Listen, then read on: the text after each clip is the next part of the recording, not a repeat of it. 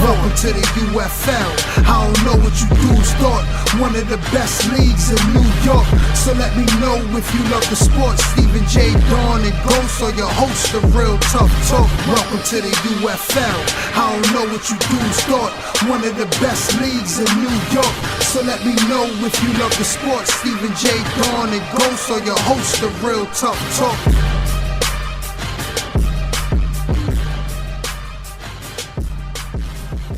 What's going on, people? What's going on? Stephen J here with my partner Ghost. Welcome to another episode of Real Tough Talk, guys. Right now we're in week 5, and right now we get to see who is the pretenders from the contenders. So we have a lot of games to talk about. We're real excited to see where this turns out on this big week 5. Well, pretty much with week 5 here, we're pretty much halfway through the season. So now the season gets serious. The games are getting more important. Seeding gets put into play now, and we get to see exactly where the teams are gonna end up towards the end of the season. You gotta excuse my voice. You know I'm losing it. A lot of yelling over the weekend, so bear with me. Now the first game we're gonna jump on is the Carver versus Generals. Now in the past we've seen these teams match up. Last season, it was mostly Carver versus Street Fam. And we've seen this Carver team struggle somewhat versus the Street Fam team because, you know, Street Fam got a lot of athletes. It seems like Carver couldn't really match up with Sha. But I think now that Carver's been matching up, watching a lot more film, taking a little more things into consideration, especially when they formerly had Sha playing on their team, it seems like they know more how to adjust for this team. And the thing about it is, I'm pretty sure they know the ins and outs of, you know, pretty much every piece of this team, because you have their defensive captain, Danny, that studies video, watches all these teams play. I'm pretty sure he paid attention to the Generals play their games, especially, you know, the recent championship game they played in. We'll just have to see how it goes. And we're gonna announce a big retirement possibility. Somebody in this game is really considered retirement. We're going to explain more of that after the game. Let's jump right into the game right now. On third down near the 10-yard line on 4 rush, Chuck is going to throw to West in the middle of the end zone. It's going to be incomplete, but General's going to get flagged for offsides and it'll be a replay of down. The thing about Carver Mob, you can't give them extra opportunities. Last week, we seen them play against Riot Squad, where Riot Squad made mistakes on 4th down, which gave them extra downs, which Carver will kill you if you do that. So you gotta try your best not to make mistakes. Generals make a mistake here, and with the extra down, Chuck from the 6-yard line, we're blocking from Rick. He's gonna end up running it in for a touchdown with a 2-point conversion. They take an 8-0 lead, and you can't make these mistakes. They make the mistake here, give a Carver extra down, Carver scores 8-0.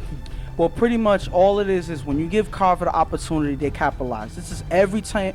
This is every game that they play. You give them the opportunity, they capitalize. You cannot give them these extra opportunities when you're locking up and when you're trying to stop Carver, because all that does is improve and fix up their rhythm, and now they're going to roll up and take advantage of all the mistakes you make, and they take the lead here. And if you look right here, who is Trey guarding? That's the question. We've seen Trey really struggle. He was supposed to be the big back end of their defense. They moved Shy from safety to the corner and figured Trey's more of a safety. But this season we've seen him struggle, and right now they score basically with him not doing anything on this play. You're gonna have Spaz getting the ball back on 1st down. He's gonna throw short to Julio, who's gonna fall over the line and give him 1st and goal for the Generals. Then on 4th down, all the way to 4th down at the 40, Spaz is gonna get rushed by Happy Feet, who gets past Angel and forces Spaz to throw the ball away, turn off on downs. So you see them drive down. Spaz is not able to get past Happy Feet. He's going to end up forcing it, throwing it away, turning it off on down, stopping his General's offense. And this is pretty much Happy Feet and what he does. He's able to follow the quarterback wherever. And Spaz, obviously, in this drive, they're not connecting. Receivers are not getting open. Spaz does not have time to do anything. And all these of Happy Feet making a play on the quarterback, and pretty much they're not getting anything out of it. 2nd down, Chuck is going to throw a pass, and Nas cutting to the left for a nice gain. And once again, who is Trey guarding? Bad defense. He's not being what the Generals thought he was going to be, and Carver ends up moving the ball. Chuck is then going to find Joey wide open in front of the end zone for the touchdown. And as you can see, and Brandon are both guarding the same person and leave Joey wide open. Brandon, in this team, a former Carver player who Generals picked up, still don't seem like he's comfortable with the scheme that the Generals run yet. They end up guarding the same guy, 14-0, Carver Mob.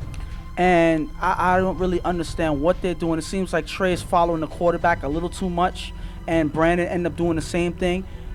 They need to pick and choose who they're locking up on, who's going to be there. If they're going to play zone, they need to lock up in that zone, cover the zone. It seems like Trey's not doing either, and he's just following where the ball's going to be, cheating, and pretty much Chuck is abusing his area all over the place, and it leads to another score. And you're going to see here Shy is frustrated. He can't get this defense in rhythm, and he seems like the Carver attack is really causing them problems. Who's the lead of this defense? What's going on? We expected Cecil to step up. He's the former Defensive Player of the Year runner-up from last season, but it seems like Carver will neutralize him, force him not to be able to move around, and they're attacking everybody else. But pretty much, just to say quickly, it's not even I can't even say it's Cecil's fault. There's not much you can do when one person is not guarding right and Carver's taking the advantage every single time. Next possession, Spaz gets the ball. He's going to throw deep to Brandon. It's going to be almost picked off by Moya.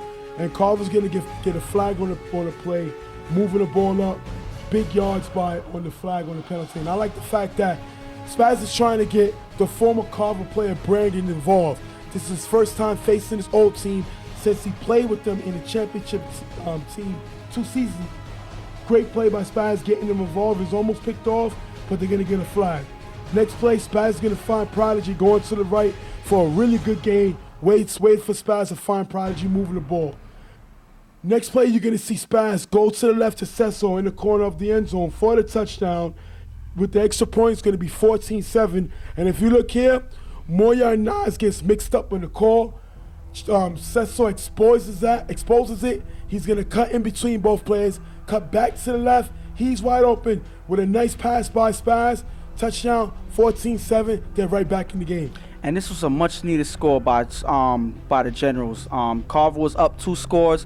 Now they finally connect. They drive down the field, 2 big plays and a flag. They're able to capitalize, and pretty much they're right back into this game. Carver's going to try to score before the half. On second down, Chuck is going to throw to Riku, who's wide open in the middle for a big gain.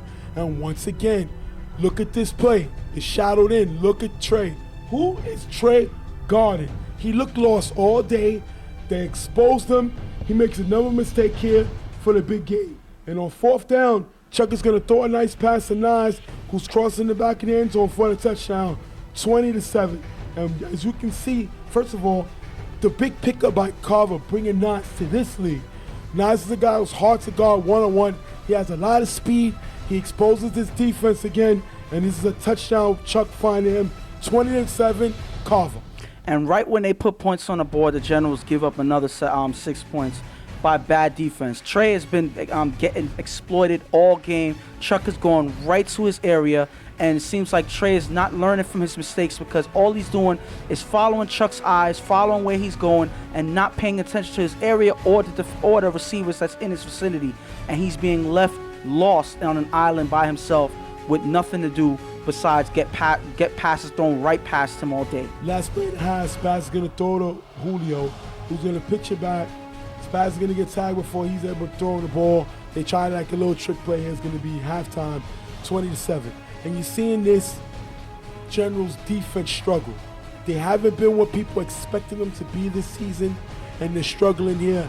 We've seen Chuck expose Preacher a season ago, and now we've seen him expose Trey, who was supposed to be the main guy because they said Shy is not a great safety. It's supposed to be Cecil and Trey, and they're not able to do it, and you're going to end up seeing Chuck expose them, expose Trey to on the defense. But Trey is pretty much killing them at this point because they're making the offense of Carver's job that much easier by attacking him. He needs to find ways to play in the zone. If he's going to play zone, pay attention to his area. If he's going to play man, he has to lock up on somebody and make sure that it's not somebody else has. Otherwise, they're going to do this to him all day. First down, Generals get the ball. Spaz is going to throw short to Preacher, who's going to run it in for a decent gain. Second down, Spaz is going to end up getting sacked by Happy Feet. And my problem here is they brought in Angel. He's supposed to be a big pickup for the blocking, and he hasn't really blocked all season. He's been struggling to stay in front of the guy, and this is hurting this Generals offense. It's time to get a replacement because he's not able to stop anybody coming after Spaz. Then you're going to have fourth down. Spaz is going to throw it up, but it's going to be knocked away by Danny, turning the ball over on downs.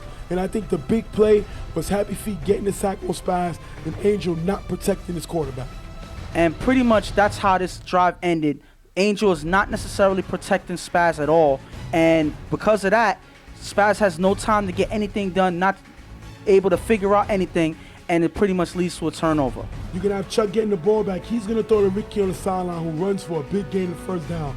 And I think Ricky is a guy who is the real MVP of this Carver Mob team, because with Carver and the way that you would say Pams allows him to do in this defense, he's pretty much able to do what he wants. Blitzing, dropping, and offensively, he can block, but he can also go out as a receiver. We see him the most comfortable on this team, and I think he's a big player to help Carver win the championship that they just won. He's going to pick up a first down here. You're going to have Chuck on third down, throw short to Cable, who's going to run it in the end zone, but he's going to get tagged right before he scores at the 1 yard line. Last down, Chuck is going to scramble, throw it to Joey in the back for the touchdown, 26-7, and now we have a laugher right now with Carver. And that's because their defense has been exploited all day. They haven't gotten anything done on offense besides one score. The Generals. And yeah, the Generals, I mean. And pretty much Carver's they're doing whatever they want. Let's just say that. They're doing whatever they want, and the Generals have no answer for them, and it's a long game for them that they have to figure out what they're going to do towards the end of this game. Second down, you're going to have Spaz throw deep to Prodigy, who stops running. Moyer makes a great catch for the interception here, and I got to be a top 5 nominee. First of all, Prodigy and Spaz usually connect well, but they don't here, and Moyer with the great mindset to stay with the play, gets a great pick, and that got to be a top 5 nominee. And pretty much if you see on this play, Prodigy, not believing that he was going to get the ball at all, stops running. And by the time he saw that the ball was in the air, it was too late to make a play. Moyer focuses on the ball and makes a great catch and runs for extra yards. That's a great play. Definitely a top 5, and that's a big play for Carver trying to seal his game. You're going to have Carver getting the ball, and they're going to drive, and right now, fourth down, fourth and long, Chuck is going to take a shot deep to West, and it's going to be intercepted by Trey. But if you listen to this right here, listen to Cecil.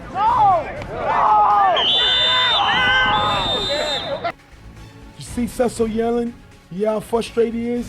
Because they should have knocked the ball down, and they would have had the ball with great field position. So even when Generals do something right, they do something wrong. Chuck threw this up because he figured he had nothing to lose. He threw a pick, but it was like a punt. And like I said, Trey, once again, doing something wrong, not paying attention to the play. He's going to get the pick, forcing him all the way back. Fourth down, Spaz is going to throw short to Julio, who's going to get past Ricky for extra yards, and it's going to be a first down. Finally, they get Julio involved. I think he's a very underrated receiver. Got to get him involved in the passing game, and they finally do it here.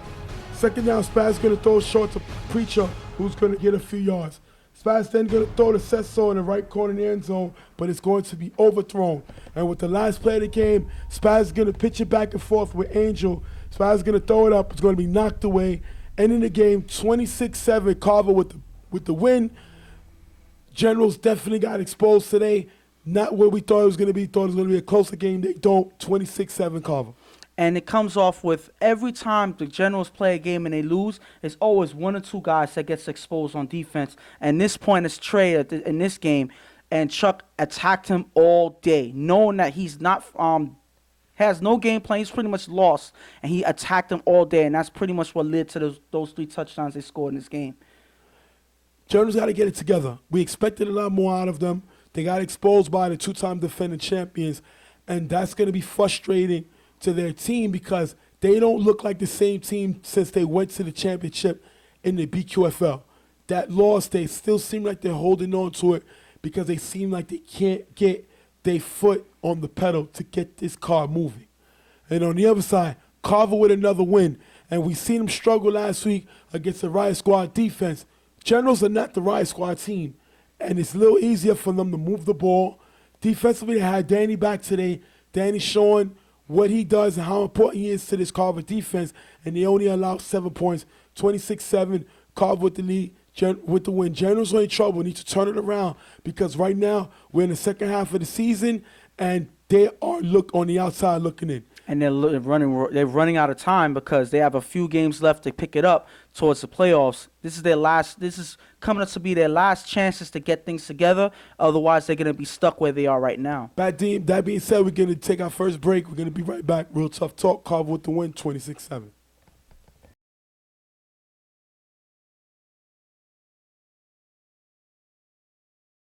Next game up, we're going to have Rep City versus Slaughterhouse.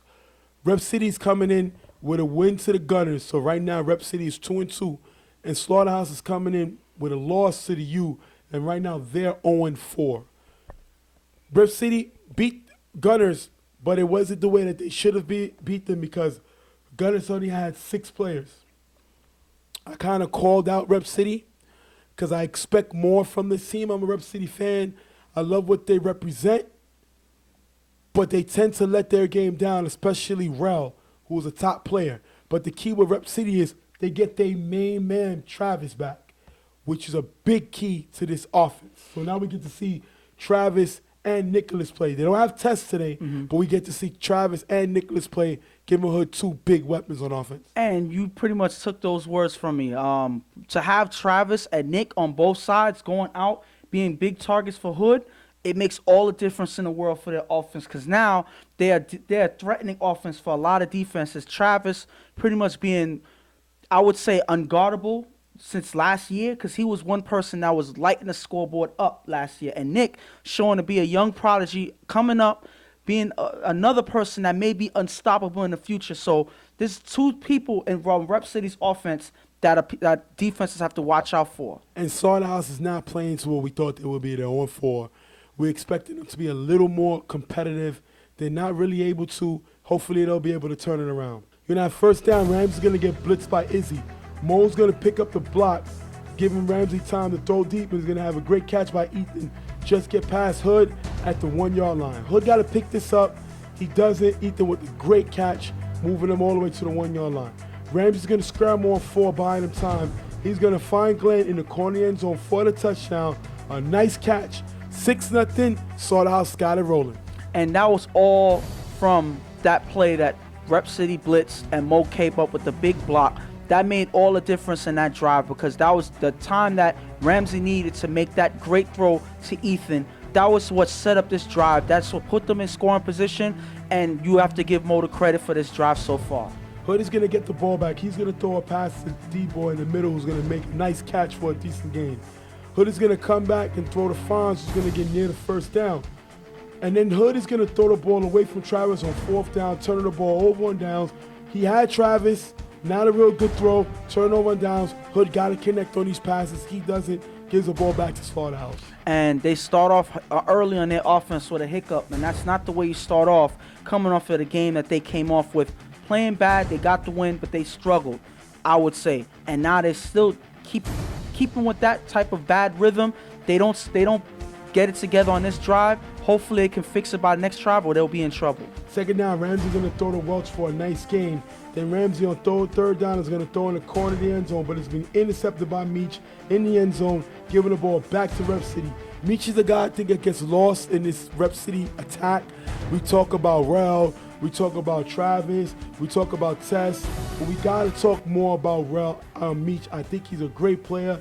He plays with the U. He's over here playing with Rep City here. Great play, giving the ball right back to Rep City. Hood is going to get blitzed by Yachty, and he's going to be picked up by B-Dot. Hood is going to throw downfield to Spider for the big gain in the first down. What I love about this play is, one, Hood got B-Dot back. B-Dot went down last season. He's back.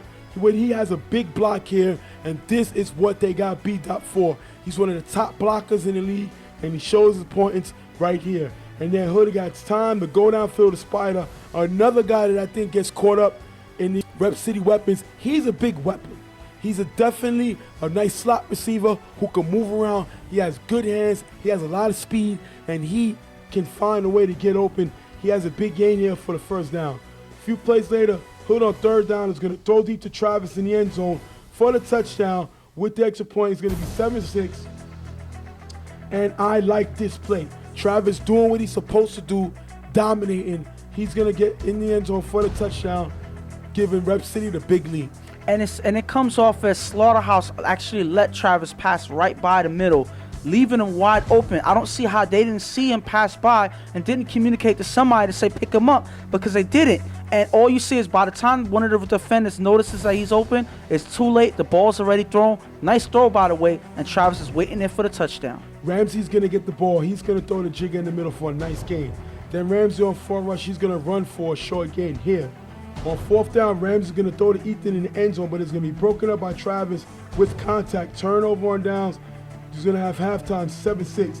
And this is a great play by Travis. He can't get to the ball, so what he do? He contacts the receiver with a nice hit. Ball comes out, incomplete pass. I like this play. Great play by Travis. And that shows that he is multifaceted, not only on offense but on defense. He's a lockup defender, and he's also physical. He shows that he's gonna put a hit on you if you get a pass thrown his way. He shows that here and breaks up a otherwise touchdown pass for Slaughterhouse. After getting the first down, second half, Hood is gonna throw the spine in the middle, but it's gonna be dropped. But you're gonna see Ethan get flagged for unnecessary roughness, and that's a big penalty. What do you think? Do you think this is a play that the league should look at for a possible suspension? Looking at the play, it didn't look like Ethan extended the arms, but I don't think that it was intentionally dirty play to the point where he should be suspended. Yes, he deserved it to be flagged, definitely. He got the flag, so I think that's enough punishment for Slaughterhouse right there. I don't think it's a feasible suspension. I think it was a unnecessary roughness. Yes. I think the flag was good, but I don't think the league is going to review this play. I don't think it was an elbow or something like that, or a headshot. So I think he's going to not get no suspension, but definitely a good flag by the refs. And the refs will be watching from now on. Even though he didn't get a suspension or anything like that, they're not reviewing it, the refs will be paying attention to certain players, especially Ethan, from this play from now on. Third down, Hood gets blitzed by Yodi, and Hood is going to toss it up for the incomplete pass. Then on last down, Hood is going to throw short to Spider, who gets stopped just short of the end zone, turning the ball over on downs.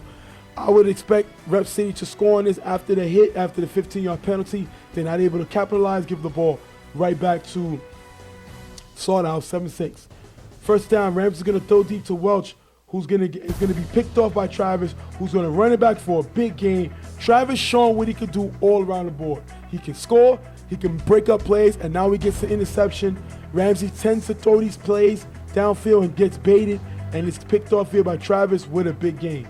And it seems like Ramsey did not even see that Travis was in the area. Travis is watching him the whole time. Ramsey throws the ball up. Travis is ready to take the ball. Right as he gets on the field, he's making plays on offense, making plays on defense. He's looking like the guy for Rep City as of this point, and Slaughterhouse needs to watch out for him. Second down, Hood is going to throw deep to Rel, who catches it in the air, but the ball comes out as he hits the ground. Refs call it incomplete. And the problem with this is we've seen Rel struggle all season in this game, for this team, in this league. We see him dominate everywhere else, but it seems like when he comes here, his play goes down. He's going to drop this ball. Definitely should have caught it. Third down, Hood is going to throw to Izzy in the middle of the field, who's going to get to the red zone. Great play by Izzy to get open. Fourth down with nice blocking from B-Dot. Hood finds Nick in the back of the end zone for the touchdown. Rel with the extra point, 14-6, Rep City. And this is what I said, B-Dot with the great blocking. This is what they missed from him last season. He's coming up here, definitely looking for that Block of the Year award. He makes a great block here, and they find a young prodigy, Nick the Great, for the touchdown, 14-6. This is why they brought Nick to score touchdowns. So that's his nickname now, Nick the Great? I like Nick the Great. I like Nick the Great. He's the future. Touchdown, baby. Well, the last couple of games, Nick has been their guy. He scored.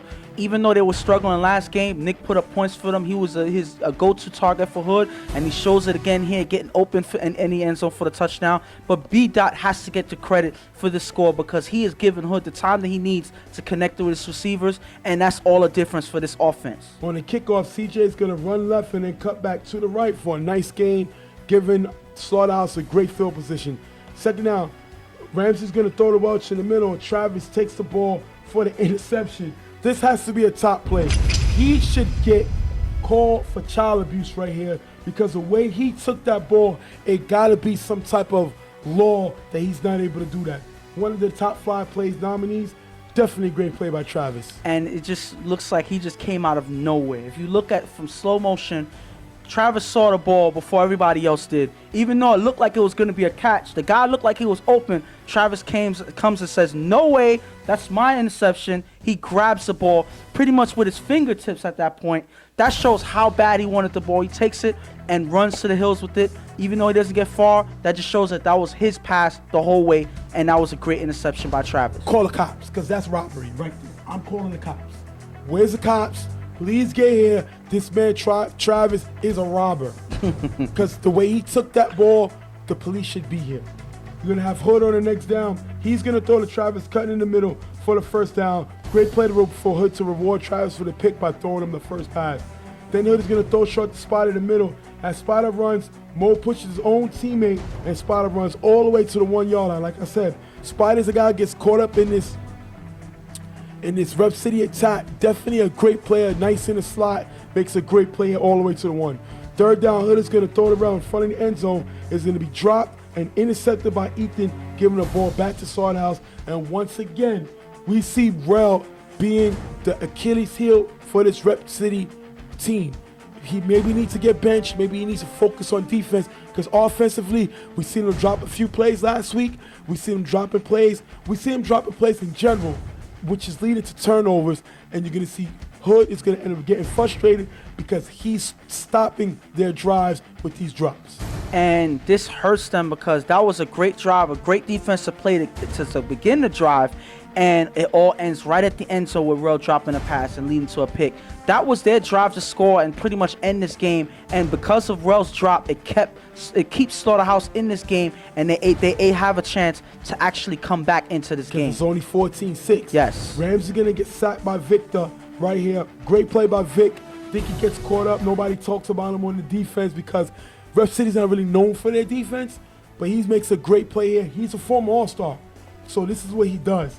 Then you're going to have, playing against the clock, Sanchez comes in for Ramsey. I don't know why, but then Ramsey gets a big game. I don't understand the point of the switch, but hey, I'm not the owner. Sanchez then going to throw to Welch, is going to make a nice diving catch, but cannot get out of bounds, which is going to end the game 14-6. Rep City with a narrow win, but a win is a win. They take it. And this is pretty much the whole team should get the game ball this game because all of their guys stepped up. A lot of their guys stepped up. You saw B-Dot making blocks for Hood. You saw Hood making good passes today, looking comfortable. You seen Travis performing on both sides of the field, showing that he's going to be a difference maker for this team. And you show Nick the Great. I'm going to start saying that too. Nick the Great scoring again for this team. Everybody's performing. Mutual interceptions. We can go on and on to show how many guys produce in this game. And even though we was hard on Rel a little bit, he caught some extra points that was big in this game as well. Even though he dropped one that led to interception, he did catch some plays that, were extra points. He was on the board for points. Everybody produced in this game, and that's how you win games for Rep City. This is the Rep City team that took Carver far in a battle in the playoffs a few years ago. This is the Rep City that we thought we were going to see last year. This is Rep City. I give much props to Coach Charlie because I called the team out and he basically shut me up. They could have had a few more points in this game, but we're not going to take away from their win. They definitely look like a team with talent. The only thing that I say you got to be concerned about is Rel's play. Yeah. Nick looked good. Travis looked good. Spider looked good. Izzy looked good. But B-Dot looked good. Yes. You got to worry about Rel's He has to play. get in it, but He has to be more involved. Him and Travis are supposed to be able to dominate the game. But Rel has not dominated. I'm not going to take too much away from the team because they played great. But if they can get Rel on the cylinder that the rest of the team is on, watch out. The question is, when it's coming? But I see it coming. It's just take one game where Rel can just click and it's over. That's all they need because everybody else is performing. Hopefully Tess comes back. You know, they missed Steve-O this year, you know, on defense. But once Rel gets it together, I think that this team can go far. They just need him to show up, and it may be the next game, maybe a few games from now, but I see him showing up eventually because they need him to. It's up to him, though. And Slaughterhouse right now are not looking for the team that we thought was going to be. They got Ramsey. Ramsey's a good quarterback, but he's inconsistent. He's not up there with the elite quarterbacks like he should be. He should be up there. He has all the talent. He should be up there with a Chuck. He should be up there with a Fred. He should be up there with a Nelson. He should be up there with a Reggie. He should be up there with a Dion. He should be up there with these other quarterbacks, but he's not. He can do everything that they can do except be consistent. Until he's consistent, Slaughterhouse will struggle. Until he knows he's a quarterback, I got to be smart and not rely solely on my athletic abilities, this team is going to struggle. And the thing about it is, if you look at the games that they played, a lot of the games were close games that they just couldn't close out on. And that's the problem. They drive, they get in the game, and then they turn over the ball. That's a killer for your team's morale, for their rhythm. And Ramsey is at fault for that. And not to attack him, but he's the quarterback. He's pretty much the leader of this team. If he can clean that up, if he cuts back on certain risks that he takes, I feel like this team can go further than they have this season because a lot of the games were close. It's just up to them to close out on these games, and they haven't yet. That being said, we're going to take another break. Like I said, you have Rep City with the big win, 14-6. They go to 3-2. So we'll be right back. Real Tough Talk. We'll be back.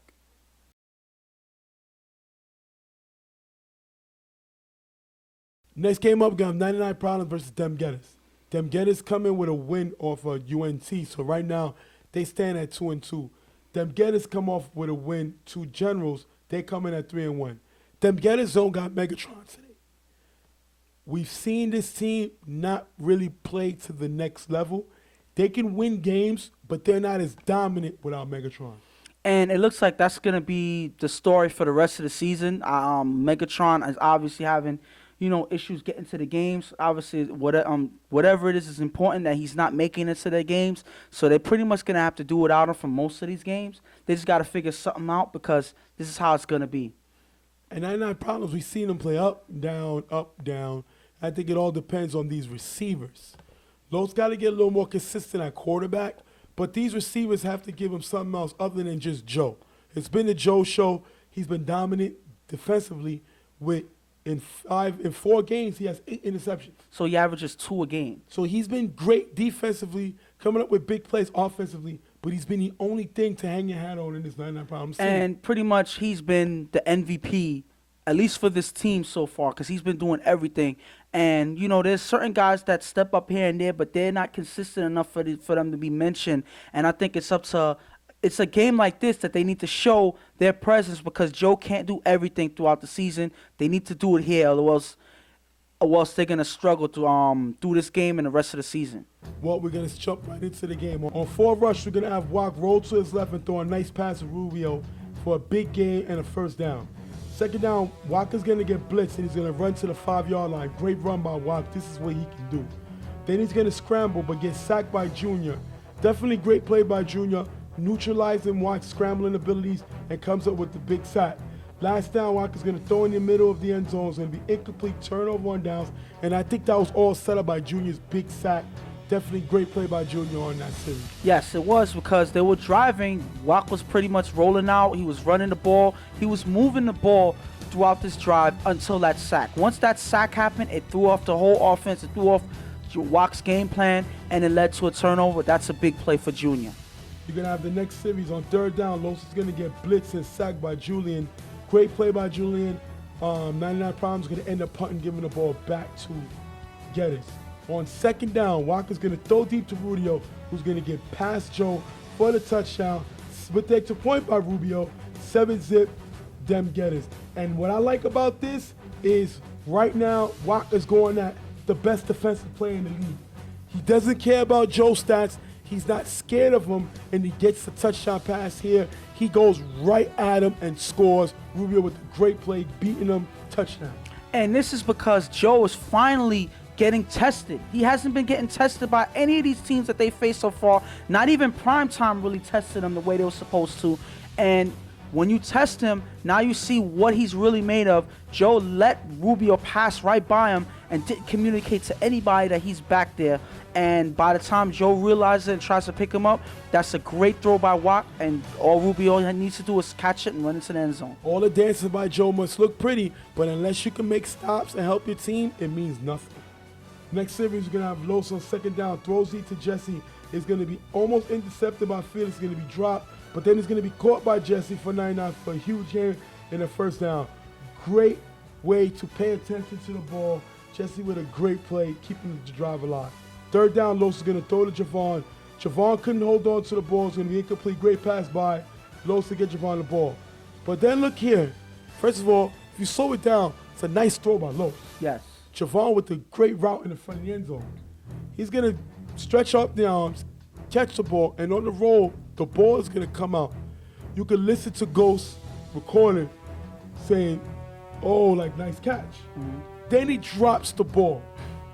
My beef is, if you look at this, he takes out the mouthpiece, and then he's injured. I'm talking about CNB. Come on, bro. Wait, what? Wait, come on, bro. Did you just say, come on, bro? See, there's an O at the end of on, so you cannot put CNB. Those are not right initials for that phrase. Listen, this is real tough talk, right? Yes. Let me see right here, look. See that right there? That's that Stephen J. I can pretty much create any word I want. But we speak English in this country. So, come on, bro. You're injured now? I think the only thing that got hurt was his feelings. Well, his pride, I guess. Come on, bro. But you only hurt yourself by not catching that pass. That was a touchdown pass that they needed at this point in the game. And now it's a turnover on down. Pretty much. Come on, bro. First down, Walker's going to throw deep to Trackstar, who's going to beat Joe, run all the way to the end zone for the touchdown, 14-0. And Walker's just disrespectful. He just went at Mr. Defensive Player of the Year so far with Rubio. Then he goes back at him again with Mr. Trackstar. And Trackstar must show the feet. Joe must not have got the memo why they call this man Trackstar. He beats him and runs it in for a touchdown. 14-0. Go at him, go at him, go at him. And that just shows how badly defended Trackstar was. First of all, Joe gets beat on the line. It looked like he tried to chuck him off the line, and Trackstar makes a move and beats him right off the line. And right then and there, Wack makes a great throw where only Trackstar can get it. And all that's left is Trackstar to run probably 40 yards all the way back into the end zone. If you look at where they were on the field, that's almost a 100-yard play right there. All the way from the other end of the end zone. Great throw by Watt, and Trackstar runs into the end zone. That's a great offensive play, and that's bad defense by Joe. It's funny that we say that right now. 99 Problems get the ball. They start driving down the field. Los with a nice pass hit to Joe, moving the chains. A few plays later, we're going to see him throw to the right-hand side of the field, finding Junior going out of bounds.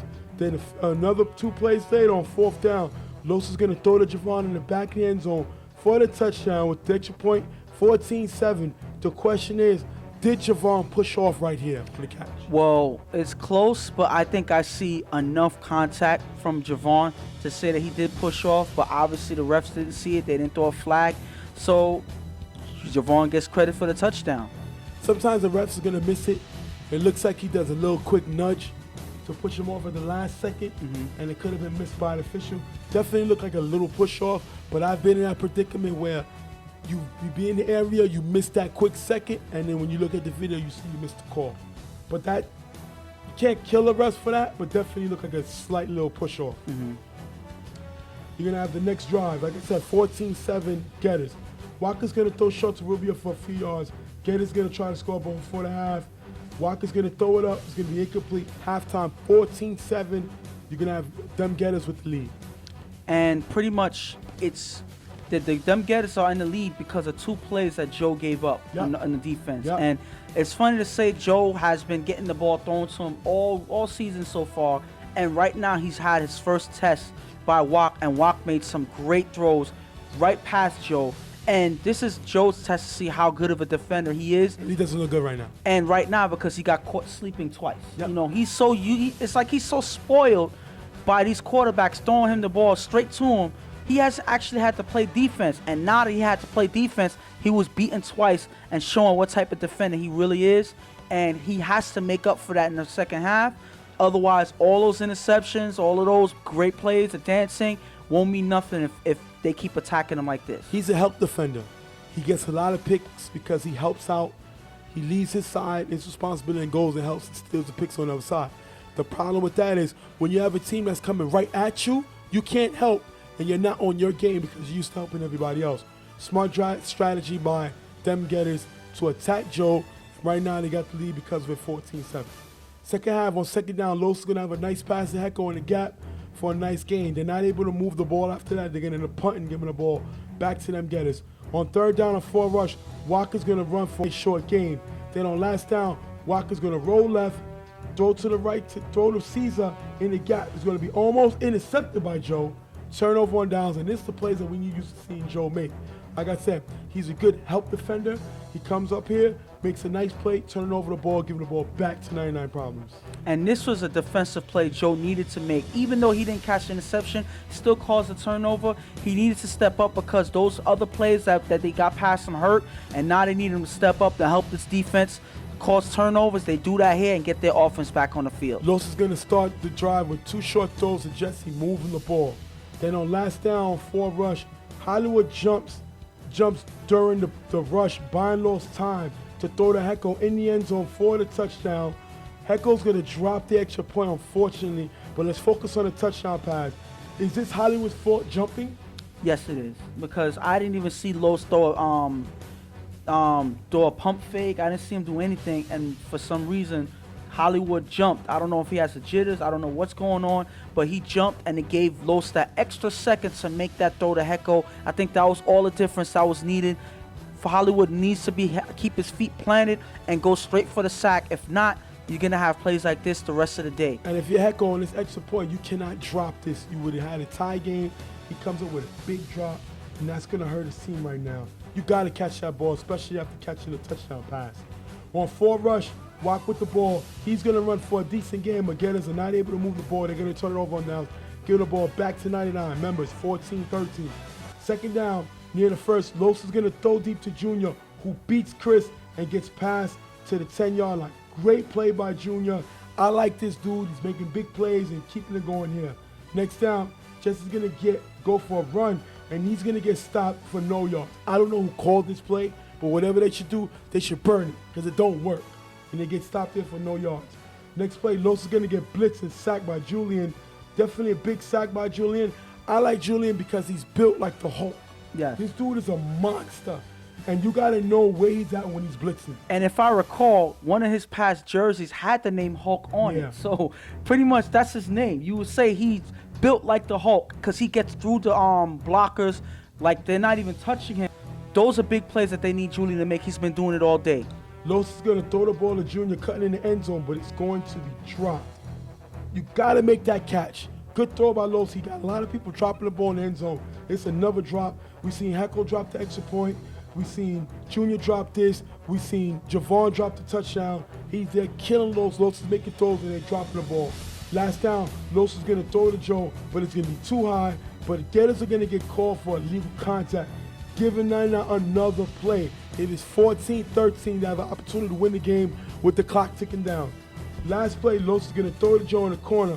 Rubio's going to push him out prior to the throw. Incomplete. Jesse was wide open on the right side, and it's going to be game over. 14-13. Getters are going to steal this win, and right now, Getters are going to be 3-1. This is a play, I mean, who you put this on? Is it great defense? Is it just Los? I think Los got to find Jesse. I don't blame him because you go for your money man, Joe, when the game is on the line, but you got to scan the whole field. Jesse was wide open. And it's two things. First of all, now that extra point that Hecko dropped comes back to bite you because this would have been a tie game if he catches that pass. Okay, fine. It bites them. They're hurting. They needed to score here. He goes for Joe. Joe apparently would have been open if he was still in bounds, but he was pushed out of bounds prior to it. You can see Smart Joe play. here arguing with the ref, saying that he shouldn't have been forced out of bounds. That he was, that was illegal contact because he was already in the end zone. But the ref called him out of bounds, and either way, Los did not look on the right side. Jesse was by himself. Look at it right here. Look at the play. Freeze right here. Wide open. See the light. See everything pointing at him. You got to find him. I don't blame him because you go for your money man on that play. But if you want to be an elite quarterback, you want to win games, you got to scan the field. And then when you scan, if you don't see nothing, you force it to your best guy. And the thing is, first 1 or 2 seconds, you have to be looking on both sides of the field. You got to span the whole field. That's what a quarterback does. You have to span both sides of the field. That's what a quarterback does. And because he doesn't, he leaves Jesse wide open, forcing to Joe right away. You could tell he was going to Joe from the beginning of this play, and it causes that incomplete pass. And this is something that this one play I could put a little bit more on Los, but they've been killing him all day with drops. Throughout the game with Javon, with Junior, with Hecko. I mean, they've been killing this man. He's been throwing good this game. I got to give him credit. He played a good game just up to that last play, but they got to play for him. They got to catch his passes in order for them to win games. Right now, we're going to wrap the next break. But Gators are 3-1. Very respectable. They're sitting pretty. Very respectable. I'm sorry, 4-1. Yes, they're were sitting 3-1 pretty coming right into the now. game. They're 4-1. Nobody's talking about them. Great play by them to go 4-1. We're going to take our next break. We're going to be right back. Real Tough Talk.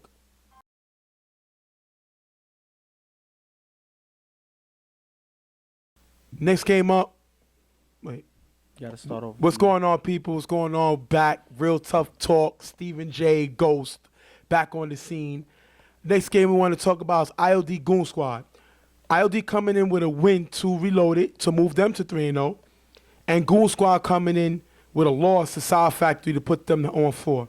Before we talk about Goon Squad, let's talk about my team with my man, ILD. You know, I like ILD. They're a real good physical team, but I like their quarterback. He's a bad man. Mr. Adi, the bad guy. Well, he's been pretty much doing no wrong this season. He's able to spread the field. He's able to go downfield. He's able to chop up the field. Whatever a quarterback should be doing, he's done it this season. He's looking great. He's looking pretty much like one of the best quarterbacks this season, and his team's record shows that. He's just a bad man. He's a bad man. And Goon Squad, they're not what we thought they were going to be. A lot of people say, sources on the inside saying that it's all on Brett. They said Brett is not a good coach. He really doesn't have control over the team. But I think it's because he has a lot of egos on the team, and he's trying to get more comfortable fitting into the leadership role. I think he needs to have a little more time. He just put this team together. They got a lot of talent. They had a former league MVP in Bishop. They have Butter, one of the old-time top players in the league back in the day.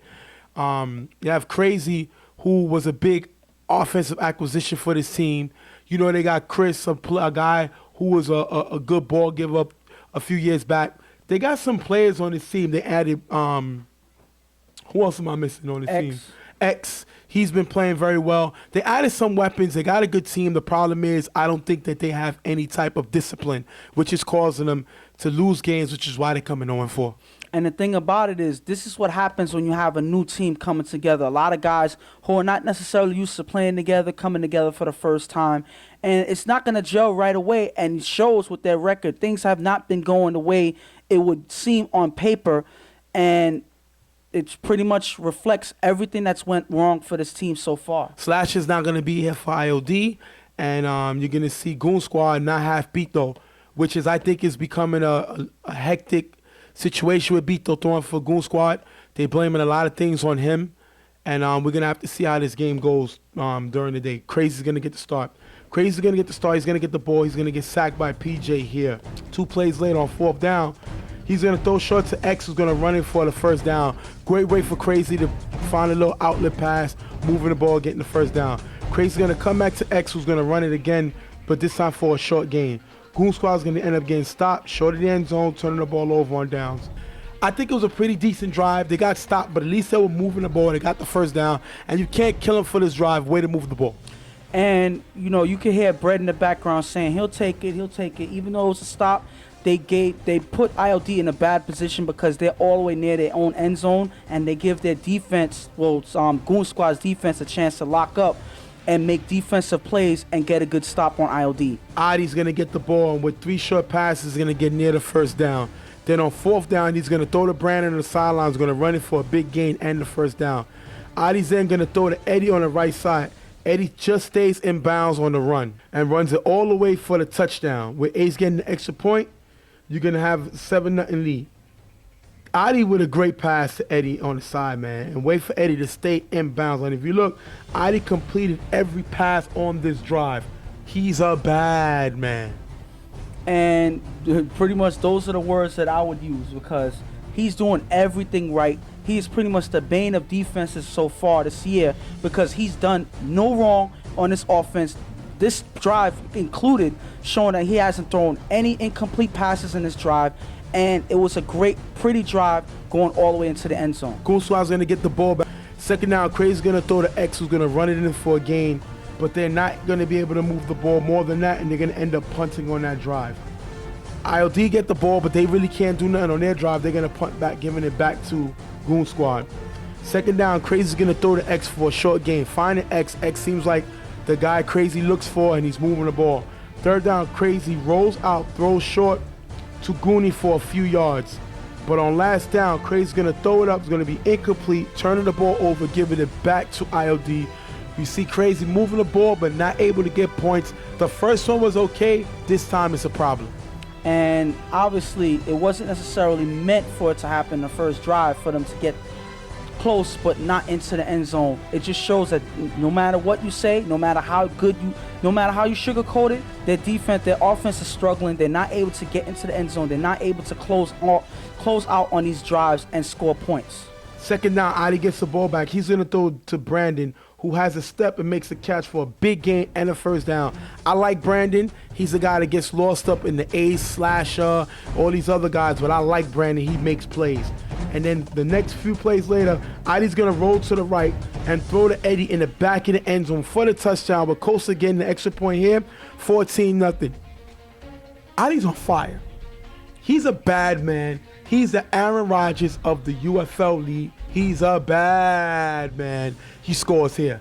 And the thing about it is, yes, you're talking about Adi throwing the passes, but you got to give Eddie credit this season. Right. He's been a main target for Adi so far. You've been hearing his name a lot every time they score in each of these games. So Eddie's been playing big. He's been a target for Adi all season, and he shows that he's going to be there throughout the season. He's always going to be a target for defenses to worry about. And we didn't really hear much from him last season.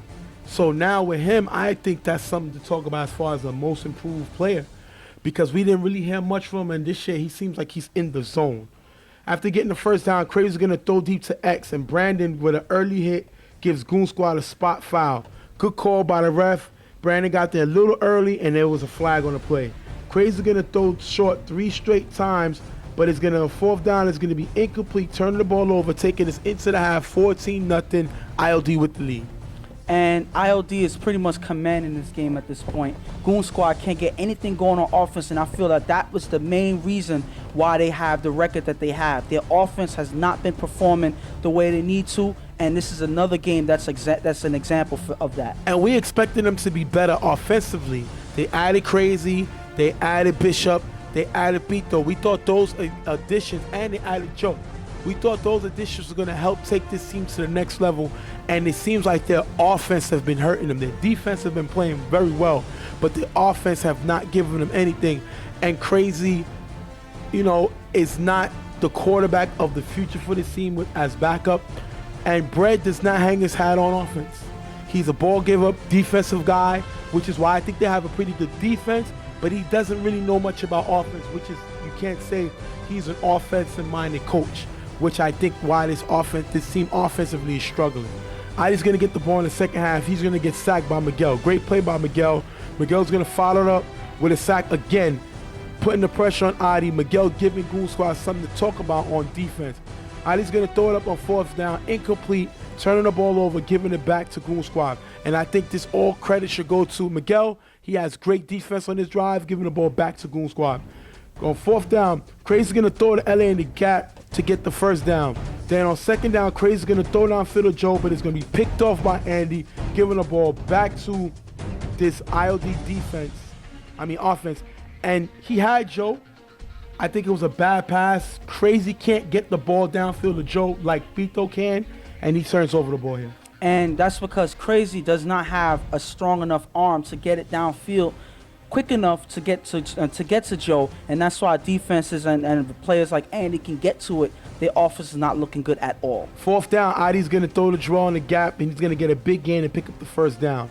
Adi's then going to throw the ace on the sideline for a short gain. On 4 rush, he dodges Miguel and runs for a decent gain. Like I said, very Aaron Rodgers-like. He can run and he can throw. On 4th down, Adi throws the ace in the corner end zone. Ace tries to stay in bounds, but only could get 1 foot in the end zone. Turnover on downs. Another stop by Goon Squad. We're going to have to hopefully see if their offense can make it up. Crazy's going to end up getting sacked by O on his first play. Crazy then is going to roll out to the left, throw downfield to Joe, and this one is going to be picked off by Brandon. He's going to pitch it to Andy, who's going to run it for a few yards.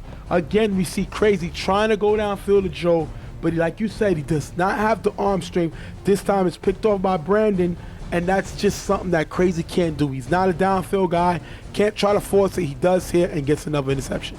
And it seems like it's becoming a pattern where Goon Squad either drives for a couple plays and then throws out an interception or turns over the ball. That's just how their offense been looking in this game, and it's been more of the same since the season started. So this is a problem for them. No matter how hard the defense plays and makes stops, the offense is not producing the way they need to, and it's affecting their game, and it's why they're losing right now.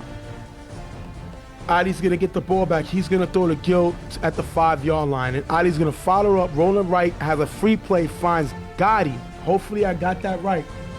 Gotti footed on the left side, wide open for the touchdown. End the game, 20-0. First of all, the names, I'm terrible. But then y'all have so many different shirts and numbers. Y'all confuse me. If we have one team that have all their numbers right, then when I look at the stat paper or when I look at the roster, I can get it right. Unfortunately, I got 30 different names, so I'm sorry I get the names wrong, but I get my facts right. 20-0 ILD with another win to move to 4-0.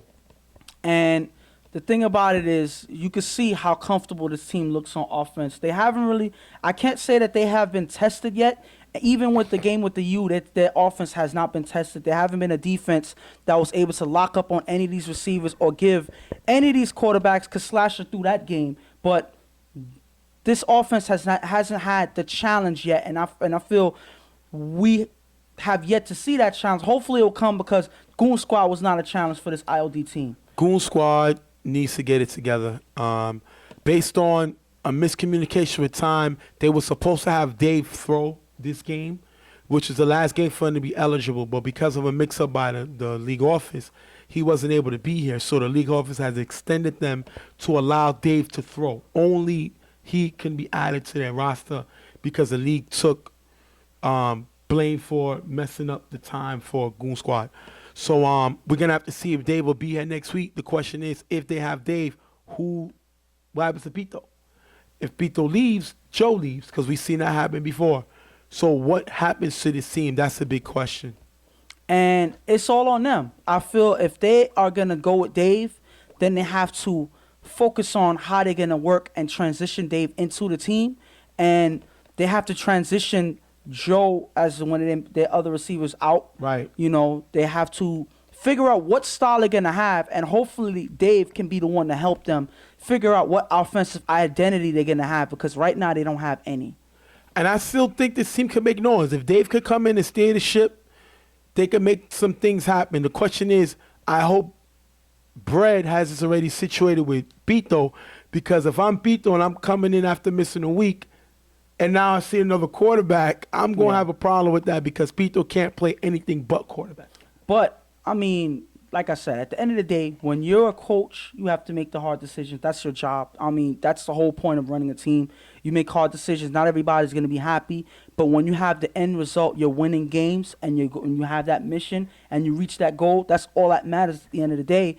And everybody's not going to be happy with your decisions, but sometimes you have to make them. The question is, will Dave, who's possibly on Sour Factory's roster, maybe Mimi can do a trade and trade Dave for Pito, putting Pito on Sour Factory. But then, the thing is, then what happens? Will Eddie still be quarterbacking for Sour Eddie Factory? can play receiver. Eddie didn't show up this week for that game, so I don't know. It can happen. Yeah. And then the package deal go because, you know, Joe's going to go with Pito.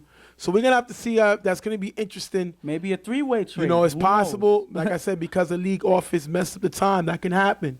Or maybe Dave will be able to go regularly as a free agent. We're going to have to see what happens with that. We're going to go to the next break. But like I said, 20-0, Goon Squad with another loss to move to 0-5. ILD with another big win, 4-0. Adi for mayor? He's a bad man. He's a bad man. He's a bad man. We'll be right back. Real Tough Talk.